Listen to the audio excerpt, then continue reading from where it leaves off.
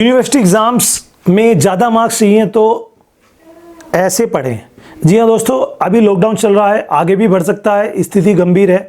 मैं बता चुका हूँ, कल की मैं न्यूज़ में आपको बताया था कि यूपी गवर्नमेंट्स की सचिव जो है उन्होंने बताया कि अगर 14 तारीख तक सारे केस कवर में आ जाते हैं, एक भी नया केस नहीं पैदा होता तो हम लॉकडाउन बंद कर देंगे अथवा खोलेंगे। क्योंकि कल एक और न्यूज़ आ रही थी कि 10 बड़े ऐसे स्टेट हैं जहां पर डाउटफुल स्थिति है, केसेस बढ़ रहे हैं, सो वहां पर हो सकता है लॉकडाउन आगे बढ़ जाए।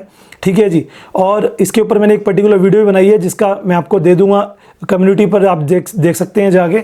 सो गाइज, मेन बात आती है कि अब हम घर पे रहें तो कैसे पढ़ें, क्योंकि एग्ज़ाम्स तो होने ही है। यूनिवर्सिटी ने भी कह दिया है, उसकी मैंने बताया था आपको कि एग्ज़ाम चाहे मई के लास्ट में शुरू हो, चाहे मई के फर्स्ट में शुरू हो, चाहे जून में भी कराने पड़े, एग्ज़ाम्स तो होंगे। अब इस एग्ज़ाम्स की तैयारी कैसे करें, तो तैयारी के लिए आप क्या कर रहे हो मैं बताता हूँ स्टूडेंट्स कैसे पढ़ते हैं। लेकिन उससे पहले चैनल को सब्सक्राइब कर लीजिए, पहली बार देखा है तो। स्टूडेंट का पढ़ने का तरीका, वो क्या करते हैं, या तो दो तरह के स्टूडेंट्स होते हैं। एक वो होते हैं जो मॉडल पेपर या क्वेश्चन बैंक उन्हें कहीं से मिल गया, उन्होंने उस क्वेश्चन बैंक को याद करना शुरू कर दिया। वो बस ज़्यादा करेंगे, एक की जगह 2 क्वेश्चन बैंक ले सकते हैं एक सब्जेक्ट के, और या फिर ट्यूशन पढ़ते होंगे तो कोचिंग लेते होंगे तो वहाँ से उनकी कोई कॉपी होती है, नोट्स होते होंगे, उसको वो सीधा याद करने लग जाते हैं और रोज़ उसे याद करते हैं रेगुलर, और समझते हैं, याद करते हैं, समझते हैं, याद करते हैं। जब एग्ज़ाम्स में जाते हैं तो उनके एवरेज मार्क्स आते हैं। दूसरे वो स्टूडेंट होते हैं जो कि थोड़ा बहुत अपने आप से भी लैंग्वेज बनाकर करते हैं, या फिर वो इंपॉर्टेंट टिप्स लगा जाते हैं बहुत सारे। जैसे मेरे पास भी काफ़ी सारे कमेंट्स आते हैं कि सर इंपॉर्टेंट बता दीजिए, और मैंने बताए भी हैं। BCom first year second year के टेलीग्राम का लिंक मैंने डिस्क्रिप्शन में दिया हुआ है, वहाँ पे मैंने सारे इंपॉर्टेंट सब्जेक्ट वाइज प्रोवाइड करा दिए, PDF फाइल्स भी और वीडियोज़ भी मैंने बहुत सारी बनाई हैं, आपको पता है। सो उसमें उन इंपॉर्टेंट के बेसिस पर पढ़ते हैं। लेकिन बच्चों, ऐसे पढ़ने से आपके मार्क्स नहीं आते, आपके मार्क्स आते हैं 50, 55, मैक्सिमम 60। अब उतने नंबर से आपको आगे जाकर क्या होगा। लेकिन अगर गाइज आप मेरे इन टिप्स को फॉलो करेंगे तो आप डेफिनेटली 70, 75 से आगे बढ़ जाएंगे। बस बहुत इजी है और स्टेप बाय स्टेप समझ लीजिए। नंबर 1, सबसे पहले आपको क्या करना है, जितने भी जो भी कुछ आपको पढ़ना है ना, उसको पहले टिक कर लीजिए। जी हाँ दोस्तों, उसको टिक कर लीजिए। अब जो आपने कर भी लिया होगा, जो मैंने इंपॉर्टेंट्स बताए, अब वो क्वेश्चन वो हैं जिन्हें आपको छोड़ना नहीं है।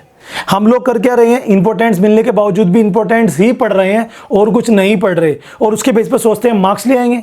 यार मेरी बात समझो, मैंने अगर सारे इंपॉर्टेंट्स आपको बताए हैं या किसी और ने बताए हैं और वो सारे आ भी जाते हैं, तब भी आपके अच्छे मार्क्स नहीं आएंगे। उसका रीज़न क्या है समझिए ज़रा डिटेल में। उसका रीज़न ये है कि आप उन्हें भी इतने डिटेलाइज तरीके से नहीं पढ़ते हो। उनके हेडिंग्स पढ़ लिए, चलो बना के लिख के आते हैं, ऐसे मार्क्स नहीं मिलते। पहला स्टेप है, जो इंपॉर्टेंट्स आपके हैं उन पर निशान लगा लीजिए और उन्हें तो कंठस्थ करना है। कंठस्थ का मतलब है बिल्कुल 100% कर लीजिए। और दूसरे, पहले इनको करना है। इनको करने के लिए आपको क्या करना है कि आप इन्हें, दूसरा स्टेप, कि आप इन्हें जब भी याद करें लिख के जरूर देखें। क्योंकि लिखने से, अभी आपके पास टाइम है, रफ कॉपी दुनिया भर की घर पे पड़ी होंगी, कोई भी बना लो, उस पर लिख के देखो। जितना लिखोगे उतनी प्रेजेंटेशन आपकी सुधरेगी, उतना आपका फ़ायदा होगा। उन्हें लिख कर देखिए, लिख के देखने से आपका बेनिफिट होगा।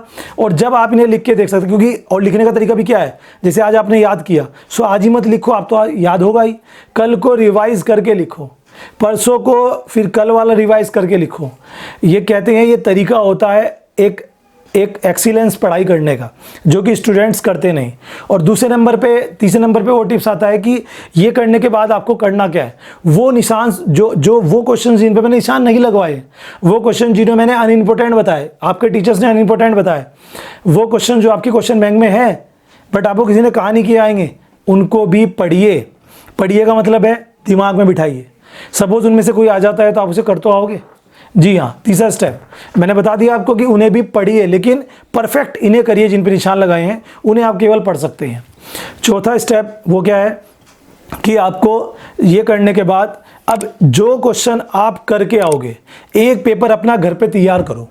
एक पेपर का मतलब है आपने पेपर देख लिया होगा लास्ट ईयर कैसा आता है। CCS के मैं बता देता हूँ, 10 क्वेश्चन आते हैं वेरी शॉर्ट, जो कि 4 मार्क्स के होते हैं, 40 मार्क्स, और 4 क्वेश्चन आते हैं 15 मार्क्स ईच, सो 60 मार्क्स, तो 100 मार्क्स का आपका पेपर आता है।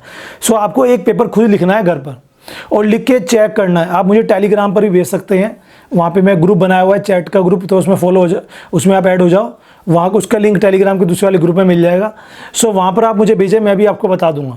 स्टूडेंट्स, आप बनाइए एक पेपर, खुद लिखिए, इतना टाइम है आपके पास। सर क्या करें लॉकडाउन में, ये करो ना, तभी तो मार्क्स आएंगे। आपने याद कर लिया, एक काम करो, आपने जो याद कर लिया, कोई भी 4 क्वेश्चन लॉन्ग और कोई भी 10 क्वेश्चन शॉर्ट, सीसीएस वाले बच्चे लिख के देखो, और लिख के उसे देखो मैं कितना बेहतर लिखता हूँ।